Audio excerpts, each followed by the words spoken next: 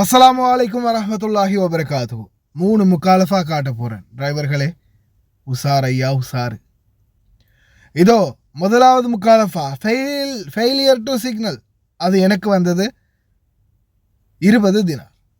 அடுத்த முக்காலஃபா 100 தினார் அபராதம். எதுக்கு தெரியுமா?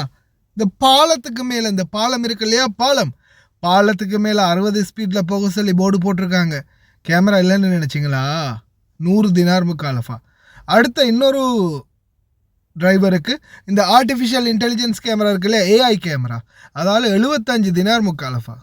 தலைவர் என்ன பண்ணினார்?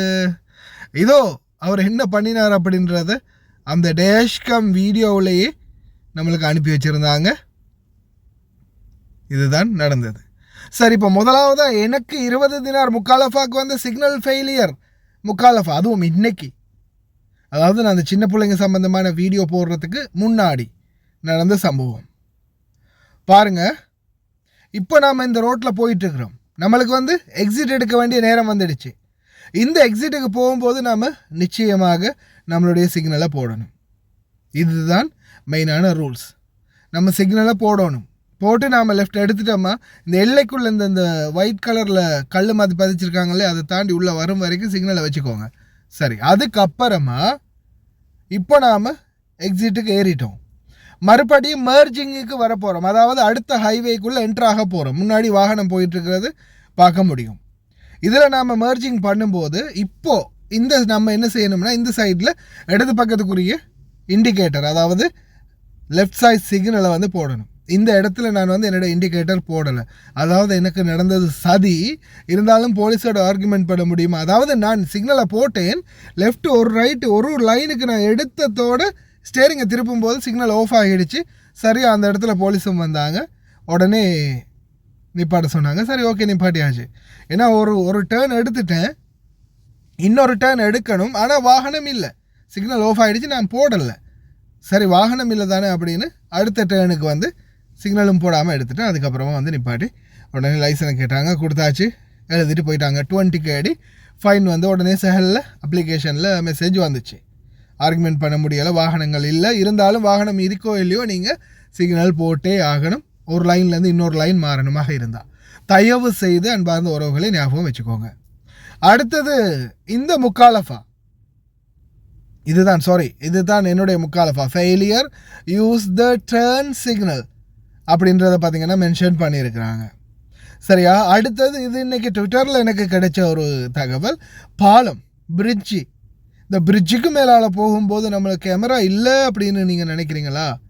அதுக்குரிய விளக்கம் இருக்குது.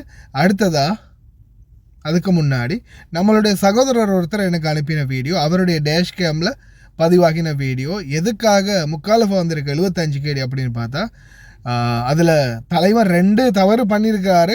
ஏதோ புண்ணியத்தில் ஒரே ஒரு கேமரா மட்டும்தான் பட்டிருக்குது. அதாவது இதோ பார்க்குறீங்க தானே, ஃபோன் கையில் வச்சுருக்காரு இல்லையா, அந்த ஃபோனுடைய கேமராவில் தான், அந்த கேமராவில் ஏஐ கேமராவில் ஃபோனுக்கு தான் பட்டிருக்குது. ஃபோன் வந்ததும் இந்த ஃபோனை எடுத்து காதில் வச்சு கேட்குறாரா பேசுகிறாரான்னு தெரியலை. அப்படியே அதுக்கப்புறமா லவுட் ஸ்பீக்கரில் போட்டு பக்கத்தில் வச்சுக்கிறாரு போல் தெரியுது. லவுட் ஸ்பீக்கரை போட்டு பேசுகிறாரு. ஆனால் இன்னொன்று நீங்கள் நோட்டீஸ் பண்ணலையே. நோட்டீஸ் பண்ணிங்களா இல்லையா? எத்தனை பேர் நோட்டீஸ் பண்ணினீங்க? இப்போ தலைவர் ஃபோனை கட் பண்ணது அடுத்ததாக செய்கிறத பாருங்கள். இது கேமராவில் படலை, இது பட்டிருந்துச்சோ இன்னும் அடுத்த முக்காலஃபாவும் விழுந்திருக்கும். சிகரெட் பிடிக்கிறாரு. ஆனால் அவருக்கு இந்த முக்காலஃபா மட்டும்தான் பட்டிருக்குது. அதாவது 75 கேடி வெறும் ஃபோனுக்கு மட்டும்தான், மொபைல் ஃபோனுக்கு மட்டும்தான் பட்டிருக்குது. அதுவும் சிகரெட் பிடிக்கிற முக்காலஃபா படலை. அது வந்து அந்த சந்தர்ப்பத்தில் கேமரா பார்க்காம விட்டுருக்கும். கண்டிருந்துச்சோ ஷோலி முடிஞ்சது. சரி, அடுத்ததா 100 தினார் முக்காலஃபா. இதோ பாருங்கள், அந்த சிக்னல் அந்த 60 ஸ்பீட் 60 அந்த இடத்த தான் அவர் சிரித்து போட்டு வச்சிருக்கிறாரு. அதில் அவர் பேசுகிறது இருக்குது, ஆனால் கூடவே பாட்டு ஒன்று ஓடுது. நாய்ஸ் ரெடியூசரில் கட் பண்ணினா பாட்டையும் காணும், வாய்ஸையும் காணும். அதனால் ஒன்றுமே பண்ண முடியலை. சரி, அது நானே உங்களுக்கு தெளிவுபடுத்துகிறேன். இந்த பாலங்கள், பிரிட்ஜ் இருக்கு இல்லையா, இது வந்து பார்த்திங்கன்னா ஜாபர் ஹாஸ்பிட்டல் போகக்கூடிய பிரிட்ஜ் பாலம். இந்த பாலத்தில் எங்கேயோ ஒரு இடத்துல நம்மளுக்கு தெரியாமலே ஆப்பு வச்சிருக்கிறாங்க மக்களே. தயவு செய்து கவனம் சிக்கிறாதீங்க. 60 ஸ்பீட், இந்த பிரிட்ஜுக்கு மேலால் இருக்கிறது உங்களுக்கு 60 ஸ்பீடுன்னா அந்த லிமிட்டை தாண்டாதீங்க. பாலங்களுக்கு மேலே அல்லது சில ஏரியாக்களுக்குள்ள ஒவ்வொரு ஸ்பீட் லிமிட் போட்டு வச்சுருப்பாங்க. அந்த ஸ்பீட் லிமிட்டை தயவு செய்து தாண்டாதீங்க. நீங்கள் ஒருவேளை அந்த ஸ்பீட் லிமிட்டை தாண்டி அதிகமாக போகும்போது, இப்போ இதில் வந்து பாருங்கள், அவர் வந்து எத்தனையில் போயிருக்காரு தெரியுமா? கிட்டத்தட்ட 60 ஸ்பீடுக்குரிய இடத்துக்கு 104 ஸ்பீடில் போயிருக்கிறாரு. ஆனால் அவருக்குரிய முக்காலஃபா எவ்வளோ வந்திருக்குன்னு பார்த்தீங்கன்னா கிட்டத்தட்ட 100 தினார் முக்காலஃபா வந்திருக்குது. 100 தினார் முக்காலஃபா. தயவு செய்து ரொம்ப கவனம். இது வந்து எங்கே தெரியுமா? ஜாபர் ஹாஸ்பிட்டலில், அதுவும் பாலத்தில் வர்றாங்க இல்லையா, 6ஆம் நம்பர் ரோட்டில் வந்து பாலத்துக்கு மேலால் ஏறி அதுக்கப்புறமா ஜாபர் ஹாஸ்பிட்டலுக்கு வருவீங்க இல்லையா, ஜுனூப் சூர்ரா பக்கத்துக்கு எடுக்கக்கூடிய அந்த டேர்னிங்கில், அந்த பாலம் தான் இது. அதில் வந்து அப்படியோ மேலே ஏறி வந்து நான் நினைக்கிறேன் இது வந்து பயான் முஷரஃபுக்குரிய சிக்னலுக்கு அப்படியோ டைரெக்டாக வராருன்னு நினைக்கிறேன். அப்படியே நேராக போனால் பயான் முஷரஃப் சிக்னல் வரும்னு நினைக்கிறேன்.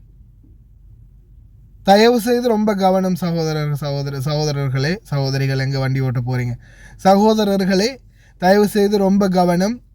வண்டி ஓட்டும்போது நிதானமாக கவனமாக ஒவ்வொரு சமிஞ்சைகள் என்ன, எங்கெங்கே என்ன சைனிங் போர்டு இருக்குது, எது டிராஃபிக் வயலேஷன்ஸ் எல்லாத்தையும் பார்த்துக்கோங்க. மறக்காமல் வாகனம் இருக்கோ இல்லையோ எந்த சந்து பொந்தலையுமே உங்களுடைய இண்டிகேட்டர், அதாவது ரைட் சிக்னல் லெஃப்ட் சிக்னலை போடுறத மறந்துடாதீங்க. ஷேர் பண்ணுங்கள்.